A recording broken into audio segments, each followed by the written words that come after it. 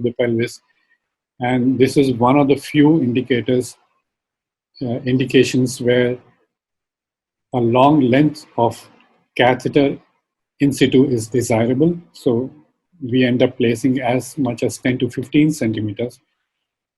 And you can travel in the bottom left figure. The catheter is easily visible floating in the local anesthetic hypoechoic image, and it's going up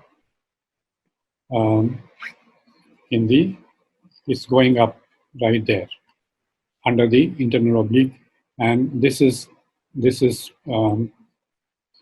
cephalic part, this is the caudal part, and the catheter has traveled right under. The needle ends there. This is the waist of the hourglass, and this is the flare of the internal oblique muscle.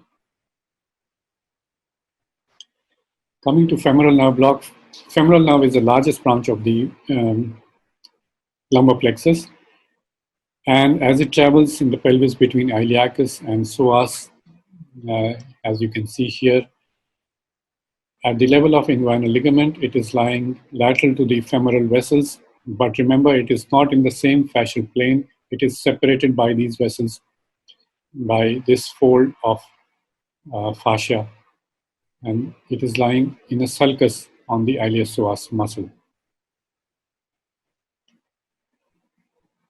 The landmark technique to do a femoral nerve block is that we again draw a line from ASIS to the pubic tubercle, and on this line, or just under it, we go 1 centimeter lateral to the femoral arterial pulse.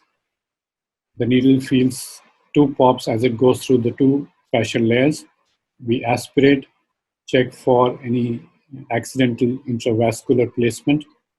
Once it is negative, then we inject the drug, and if you're using the PNS, then we use we have to see the quadriceps muscle contraction and the patellar dance. About 20 to 30 ml of local anesthetic is deposited, and the strength varies again whether you're